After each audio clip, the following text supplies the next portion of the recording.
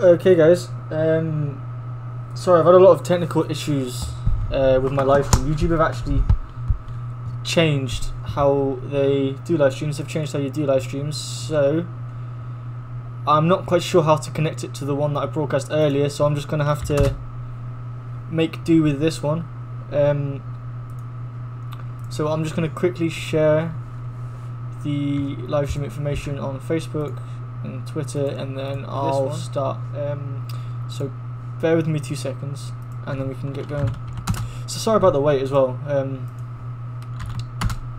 but I am not the best sometimes when it comes to technology. Anyway, I'll share this quickly, and then I will get on with this stream.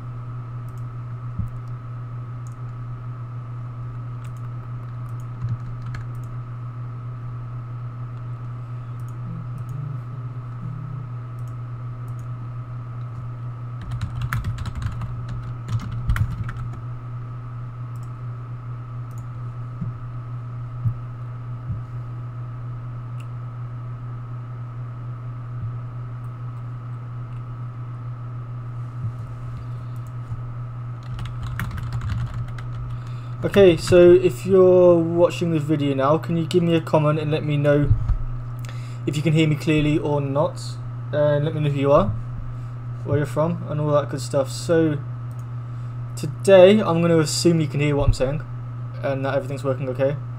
I'm basically going to be giving a quick update on my Spanish progress today, and hopefully if any of you guys have any questions I will answer them. So first of all, what's coming up? So, quick announcement. I've got some, if you're learning English and you're watching this video, then you're doing pretty well. But I've got some English resources coming out on my website that's going to be free. And that's going to be coming out in the next 2 to 3 months or so. So, stay tuned for that. Also, I'm going to be going to, on the 11th of this month, I'm going to be going to Mexico with my family. And yeah, so I won't actually be here for about a month. I mean, about 2 weeks. It's going to affect my uploads, obviously. But that should be back to normal for the 28th. So I probably won't upload anything for a few weeks. I might try and pre-record some before I go, and then hopefully I can schedule them throughout. But if not, then that's why I won't be recording for a few weeks. And also quickly, I've done a collab video with Matt versus Japan, so Matt, and that's going to be coming out sometime over the next week, and we've got a video from my channel, a video for his channel, so it's a very informative chat. He's very, very smart guy, he speaks very good Japanese. I learnt a lot from our discussion, so hopefully you guys can too. So that's to expect in the coming week. So what have I been up to? So let me just share my screen so you can see what's going on.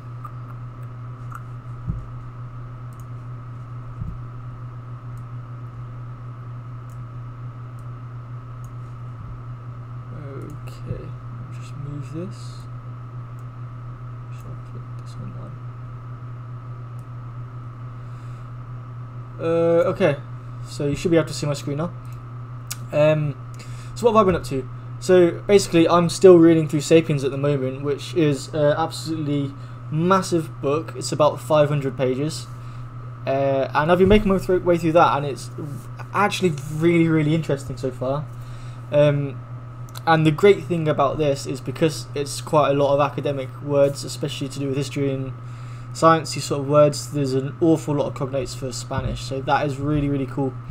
So yeah, I'm on chapter 15 at the moment. I've done part 4 of the chapter. This was this morning. I'll probably finish chapter 15 tomorrow, and then I've only got a couple of chapters left in the book, so that's going pretty well. I'm finding that in general from reading more, my vocabulary is starting to get better and better all the time, so that's really good. And actually what's quite nice is when I started this book, every chapter, you can see the percent of unknown words here was about 30% ish, maybe a bit more, 30%, but now they're all somewhere between 10 and 15, so that's the second half of the book's been significantly easier, and it's quite enjoyable. A lot of the unknown words are either names of people, places, or cognates. So this is it's going pretty well so far. In terms of comprehension for TV, well, I'm understanding quite a lot of what I'm watching. I'm still watching El Ministerio del Tiempo, the Ministry of Time, which is on Netflix, and that's pretty cool because they're not too serious each episode. It's kind of its own individual story, and the characters are quite funny, and you can learn a little bit about the history of Spain, so that's pretty cool as well. The only problem with that is each episode's just over an hour long, so they are kind of on the lengthy side, so I can't really watch much more than 2 episodes in a day because I simply don't have the time, compared to something shorter when it's easier to schedule, so that's good. Anyway, so I've also got Sapiens on Audible, and I'm still trying to mix up mix up my reading and my listening quite a lot, and I think that's been pretty effective as far as improving my listening comprehension goes. So basically I've read through these chapters this morning, and for an example, I'm about to walk to Tesco's after this, which is about a quarter of an hour walk. I'm going to put the chapter 15 audio on loop, and I'm going to listen to that one going about. So that's been really good. And also I've been listening to Español Automático, which is a podcast about how to teach yourself Spanish, but it's all in Spanish. And the great thing about that is that the host speaks super clear compared to a lot of other podcasts. I don't think it's slowed down that much. She just pronunciates all the words really clearly, so that's really cool. And that's really improving my listening, I think. So I've listened to about maybe 10 episodes of that. So Español Automático, I definitely recommend it. And the good thing I like about that is because it's all about language learning, and a lot of the stuff I talk about on here and on my blog, then it's the type of stuff I'd like to speak to my tutor about, so that's really cool. And my actual current tutor, Desi, it turns out he actually went to the Polyglot conference as well that I went to a few months ago, and I just never met him there. So we're speaking a lot about languages. He used to be a vet as well, so we've kind of speaking a lot about languages and science. So that's really interesting so far. Good morning, Andy, how are you? Thank you so much for coming into my live stream. Sorry for the technical problems. I don't really know what happens, but YouTube have changed the way they do streams. I'm going to try and fix that for next time. But thanks for stopping by. So you said you're getting ready for a high school reunion or something like that, and you're getting your languages up to scratch for that. So how's that going anyway? So yeah, back to this Español Automático. So I started listening to that a few times, and I'm taking the words from that and actually speaking with my tutor, and that's pretty fun. And it's not something I'm really studying, it's just something more passive, and it's quite interesting and quite easy. So that's if you're sort of intermediate Spanish, I'd recommend that for sure. And the other main thing, one of the other main differences as well, is that I've found myself with a lot more dead time than reps on Anki recently, so I've started trying to up the amount of cards I've been making. And one of the things I've actually found out how to do is there's a website, a extension for, you can download it, subs2srs.com, subs2srs, so you can get it on SourceForge. If you literally just type it into Google, it's the first one, it's this address here. And it's full of instructions and stuff here, but basically you can turn TV shows from Netflix into flashcards. So I've turned the first 2 episodes of Elite on Netflix into flashcard decks, and I've took some of the stuff I might be able to want to say and turn them into cards to study, just because I was taking all of the ones from my talking, making them into flashcards, but I have more dead time than that, so I wanted something a bit extra to help me use all the time I have. So I'd recommend that for sure, and that's really cool. And I will make a video on this in the future, but if anyone's interested, these instructions are pretty detailed on the website, so I don't think it should be too hard to figure out. Yeah, so yeah, my university homecoming is this October. There'll be a meal with my graduating class. 30-year reunion, 30 years, that's a long time ago. That's quite an interesting goal you've got there, Andy, so I'm really interested to see how that goes.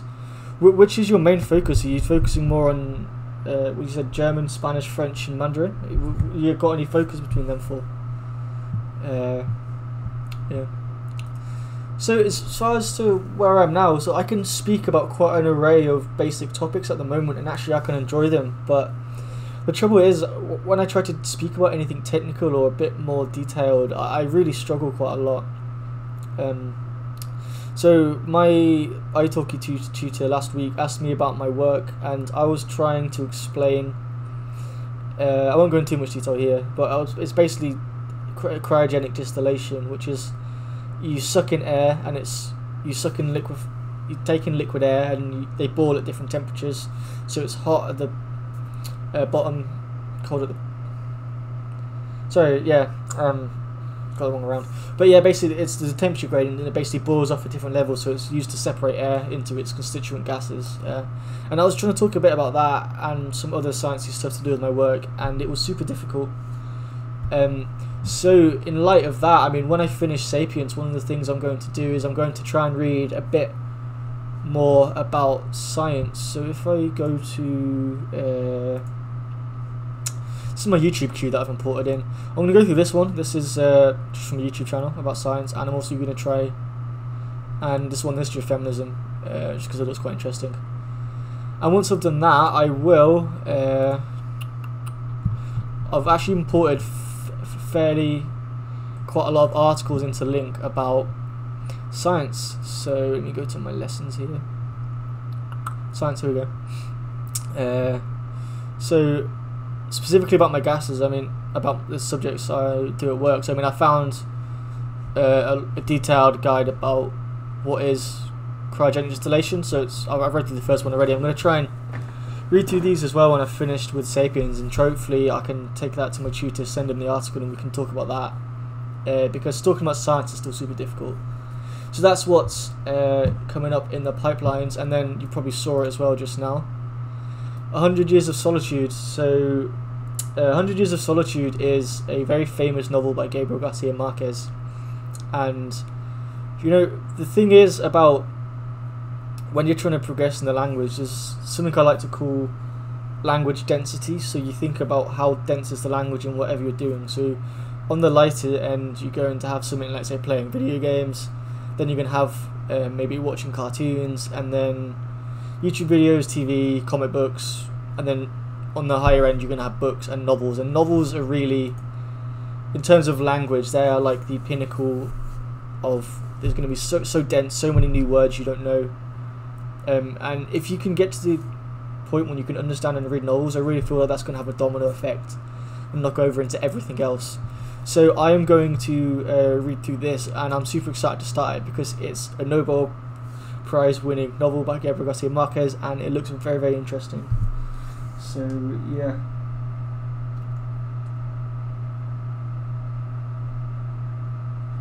So I'm building up Spanish, French, German, Mandarin, Chinese, the four languages at all. I'd like to meet the teachers and the current students that are conversing these languages. I think it would be fun, but I'm a beginner in German and Mandarin. That sounds like a good goal, to be fair, Andy. There's something to shoot for. I don't know how far it is away, but I would imagine if you just focused on, like, say, German, then you could get it to a pretty decent level by the time you go. And I don't know, to be able to hold sort of quite good basic conversations for me in Cantonese, I think it took about 6 months, and even then that was quite restricting. So maybe you'd need a bit more time with that, I'm not sure. But yeah, so that's it. And the thing with this is, because it's actually very, very complicated, very dense language, one of the things I was worried about is that if I can't follow the plot, then it won't give me the context I need to keep going, and might get bored with the book and just stop. So I haven't read this yet, but I went and just typed into Google 100 Years of Solitude, like study notes or something along the lines of that, and I came up with this website, sparknotes.com, and they have actually chapter by chapter summaries of what happens in each chapter as I go along. So I haven't decided what order I'm going to do it now. I think I'm going to read the chapter first, and then read and listen to the chapter, and then when I've finished the end of the chapter, I'm probably going to read the summary of what happened. And I mean, if you look, it's literally, that's it, very brief, just saying all of the main points in that chapter. So once I finish that chapter, I'm going to read the Spark Notes to try and give me a bit of context of what's going on, and hopefully that can keep me in the novel, because when I was reading La Verdasca, which is another novel by him, then I found it quite difficult to follow what was going on, and at points it did quite affect the enjoyment of what I was doing. So that's something I'm looking forward to experimenting with in the coming months. So quickly as well, I had some other announcements. I said at the start, I've done a collab video with Matt vs Japan. I've got some English resources coming out, so stay tuned for that. And I don't know if I said, but when I first started Spanish, I only had 6 months in my head, as this is an experiment for me with the European language to see what sort of time frame and how it differs to someone from Asia. So after Mexico, I don't really have much reason to continue doing Spanish. I'm going to keep on going for 6 months and see where I am then. But after that, I'm going to be changing language, and this is going to be more of a long-term project for at the very least 2 years. At the very least. Probably more time than that. And I'm not going to say what language it is yet, because it's waiting to be confirmed. I should know all the details by the end of April, but I'm going to go quite intense next year, and I'm going to try and get it up to a professional level if I can. So this is really something that I want to get to a very, very high level in. And I think I've found a few people who I can go through the process with and study with and kind of talk to each other to keep each other motivated. So stay tuned for that. And I mean, if you know me, you might guess. You might be able to guess what it is already. Still, it's good motivation for me. Otherwise, I'd give up Mandarin again. Yeah, motivation is super important. Mandarin Chinese is always one of the languages I've wanted to learn, especially after Cantonese. And you know, you can already read quite a few kanji, I guess. So I think the kanji or Hanzi or Hanze, or however you pronounce it, is super interesting. But it's such an obstacle in terms of like trying to get into being able to read. But I think you can do it for sure. I want to put the most effort into French because my degree was in French. Oh, cool! You did a degree in French. Do you mean like your degree was in French, or you did a degree through French, as in you went to France and studied a degree on some other topic, but that was like the medium of the language? Because that's something I'd want to try, is the latter, is if I can get a... this language I'm trying after Spanish, I'm not going to name it yet, so you'd have to wait for that, but I'm going to try and get it to a super high level, and then if I could get the opportunity to study, not study that language at university, but study in that language in an academic setting, I think that would be very, very cool. Good plans. Yeah, I did like to try and think about the process quite a lot and how things go, so that is my plans so far. Finish Sapiens, do some lighter stuff for a while to do science, and then move on to 100 Years of Solitude. So that's the gist of it. And yeah, I don't really have that much things left to say. I've kind of said all the announcements I wanted to say. But for anyone who's looking to learn a language to a very, very high level, my now friend Matt vs Japan, I did record a video with him, and we discussed a lot of things about the AJAT methodology, what fits in, what should be questioned, what shouldn't be, and you know, I think it's very, very knowledgeable guy for sure. I've definitely learnt a lot from it, so if you want to learn language to a high level, stay tuned for that, and that's coming up in the coming week. You got to be in French and going to visit my alma mater. What's alma mater?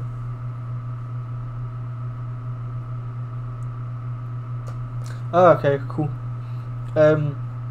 Yeah, so that's it for today. I just wanted to kind of share my plan and a bit of where I am with Spanish.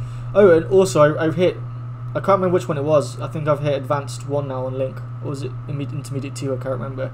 But I've hit 13,000 words now on here, and I think it said Intermediate 2 now, which is B2 on the European framework, I guess. I'm not saying my Spanish is C2, but that's just the way they count words at Link, which I could probably do a video completely separate about that.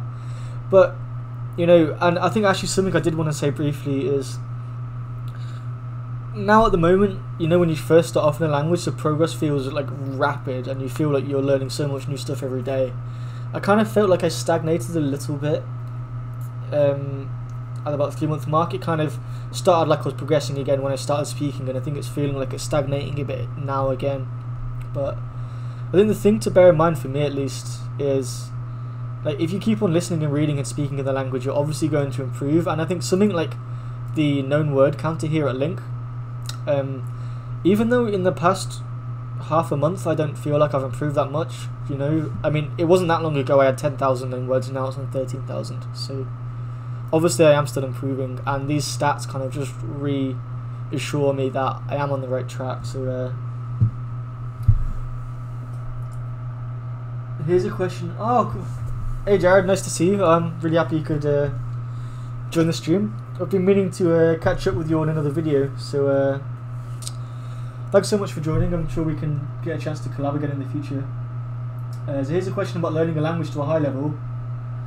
Super self-conscious even when you have the credentials, when you use the language for 5+ hours a day. The nagging feeling that you're not as good as a native speaker. Have I ever had that? Yes. Yeah, I have that. In Cantonese. It's like that. And okay, so here's the thing. Even if you get native level vocabulary, native level grammar, syntax, you express yourself very well, you're still going to have a non-native like accent, you're going to sound a bit funny, and all of these things. And I think unless you're studying a language for like 10+ years, then, you know, you're not going to get to that level when you're native level. And another thing, when people talk about native level is not just one level.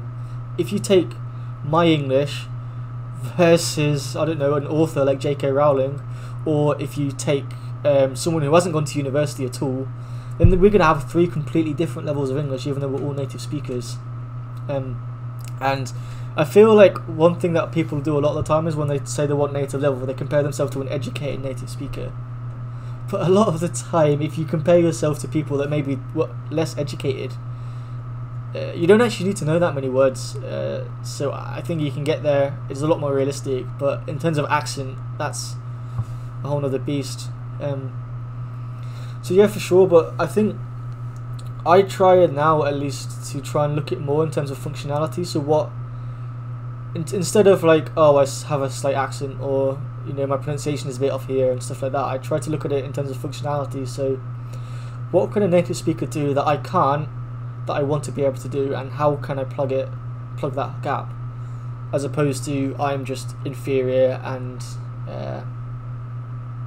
yeah, I think that can be quite a toxic mindset, because if you get in that mindset, you know, you're in for a very, very long ride. And I think it's best to try and appreciate what you have got and try and enjoy the process a bit more.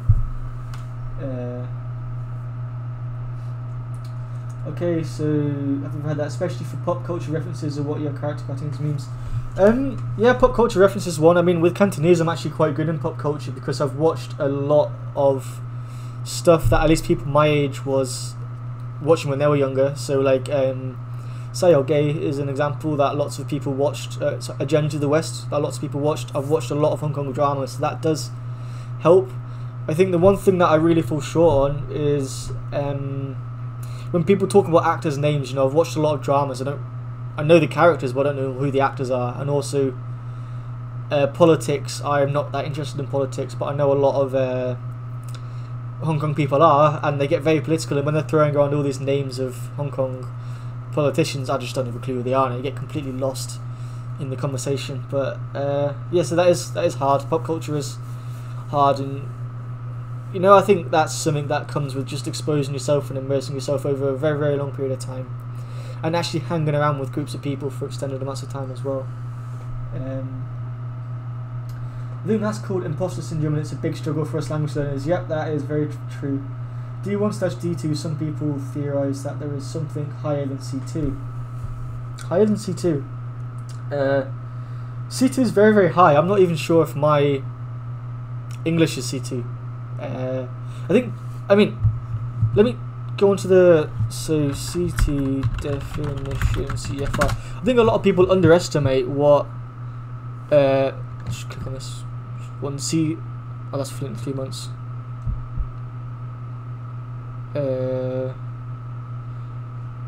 So I think a lot of people actually underestimate what C2 is, because can understand virtually everything and read, can summarize information from different forms, spoken and written sources, reconstructing arguments and accounts in a coherent presentation. I know lots of native English speakers that cannot do that. And I think spontaneously, fluently, and precisely. I think lots of emotional factors can affect it, like are you nervous? I know lots of people that could say do that with their friends, but then as soon as they get put into a presentation in front of a big room of people, it's just a whole different ball game. So in terms of C2, I'm convinced there's a lot of native speakers that aren't even that high. If you actually read the descriptions, I mean, this is only a quite short description, but I'm not C2 in Cantonese, definitely not. I'd probably say I'm a high B2, somewhere between B2 and C1, and with English, I don't know, probably maybe even between C1 and C2, who knows. But leave a lot to be improved. Hi Luke, is Cantonese your strongest language? My language challenge. Gary Oh, are they both you, Gary? Oops, I switched my account to mine now. Yeah, Cantonese is still my strongest language. I'm not fluent in Spanish, but I'm conversational. I can speak pretty well. Cantonese is probably somewhere between B2 and C1. Spanish is probably A2. I asked my teacher and he said A2, he reckons. So I'll just go with that. That seems about right. Not on the B levels yet. The thing is, my comprehension might be like B1/B2, but my output is a lot less. But the thing is, my output's improving quite quickly, but my grammar's still lacking quite a lot. That's what I noticed with C1/C2. English speakers from other languages, my vocabulary as an advanced degree holder in English was literally 10 times theirs. Yeah, I mean, yeah, my vocabulary in English is not great. I mean, I have probably bigger vocabulary than a lot of other people because I've been to university, but I don't read that much, and it's a lot of stuff like effect versus affect, or if I was writing a report and I'm supposed to write should have, I write should of instead because in my head it's should have, and I kind of think that's an of sound. Loads of stuff like that. But actually, since I started my blog and I started writing a lot more this year for work, my English has actually improved quite a lot. So maybe I'd take a mini half a year challenge and just try to read more in English for a bit and improve that as well. Rio, how's it going? 你好啊，好耐冇見啊。我仲要考死你英文啲聲語係咪啊？因為咧，我哋before me and Ryu made a video of us, he tested me on Cantonese idioms and I said I was going to test him. 所以咧 ，Rio 你得閒嘅時候咧，你可以 send 個 message 俾我啦，我哋可以拍片關於考死你英文嘅聲語啦。So we can definitely do that soon. Fortunately, pop culture has exploded to the degree that everyone makes cultural references and other people don't know. And actually, to be fair, if you take someone my age versus someone who's age 50 in England, there's a huge difference in pop culture that you might not necessarily understand. So that is huge. Even among native speakers in the same community, yeah, exactly right. Are you going to any polyglot conferences, gatherings, Langfest this year? I'm going to the Language Influence Summit in Berlin, Jared, with Ollie and Jan. Ollie Richards is putting on the event, so I'm going to that. I don't know if you're going, but yeah. Also, that question is open to anyone else. Wow, I don't know Cantonese, but you're really good, I think. Thanks, man. I don't really speak much Cantonese. I haven't spoken Cantonese in a few months, actually. But the thing is I like to call it the... not me. I was speaking to Matt from Matt vs Japan, and he calls it the fluency illusion. And I think it's quite apt. So I recorded my video of me speaking Spanish for the first time, sent it out on YouTube, and one of my friends was sent me a message like, "Oh wow, Luke, you're super fluent in Spanish." And if anyone can actually speak Spanish and watches that video, you know that is not true. But I think if you see someone, they're moving their mouth, words are coming out, it doesn't look like there's too much strain, and the other person smiling and having a conversation, you can get the image in your head of that person is super fluent, and even though that's not necessarily the case. So, you know, unless you actually speak that language, I think send a video of them speaking to someone who actually does speak the language and see what they say, because it can give the image of being more fluent than you are if you don't actually speak that language. But yeah, my Cantonese is, my Spanish isn't. As I say all the time, and it was on the topic of my most recent YouTube video, perfectionism is the enemy of language learning. Yeah, that is true. I'm trying to be more functionality driven, and I'm not a perfectionist with most things, because you know, we can't get a perfect model for anything, and even in science this is true as well. So I'm going to put this in the context of my work. If I'm doing a calculation at work, I don't get a perfect, super accurate model. I make loads of assumptions to get a conservative model, but because the amount of time it'd take to do it to the nth degree would just be ridiculous, and we wouldn't get anything done. So, you know, you can't be slowed down by perfectionism, and I think that's applicable in language learning, engineering, and just everything in general. For the gathering, presenting on Kiribati and New, I've never heard of either of this, Jared, but when it goes live, if you send me a link to the talk and I can watch that. Hope to attend Langfest in Canada 2020. What year is it now? Langfest in 2020. Well, what's the date of Langfest? Because that might be another one. I mean, I'll be tempted by going to the Polyglot conference in Japan, because this might kind of give away what my plans are for next year. But I will be in Asia next year, for quite a long period of time. So it might be not too far to jump over the pond and go to Japan and go there. So I'm tempted by that, but I did also want to speak Japanese the next time I go to Japan, so we'll see. That's how they pronounce Langfest is in August. August 2020. It's interesting. I could potentially go to Langfest in 2020. The thing is with that is it's quite far to go from Canada to the UK, so I depend on money, funds, time and stuff like that, but potentially I'll go. Calling it now language of the Philippines. Okay. I mean, I know there's a lot of languages in the Philippines, right? The only one I've actually heard of, I think, is Tagalog, and I've heard one of my friends speak it a little bit. I think it sounded like it had quite a lot of similarities with Chinese, but I don't even know if it has tones. But yeah, that's pretty interesting. So anyway, to not run the risk of rambling on, I am going to call it a day here. Thank you for everyone who has come to watch the live stream, and I do really apologise about the technical problems, because I don't know exactly what happened, but yeah, so YouTube have changed the way you actually do live streams, so I'm going to try and figure this out for next time. And I didn't realise they'd changed it until I tried to stream today and 5 minutes before 3, and then kind of messed up a little bit. But yeah, so thank you Andy, Gary, Jared, Rio, everyone for watching this video, and have a good day, and I'll see you the next time. Cheers, bye.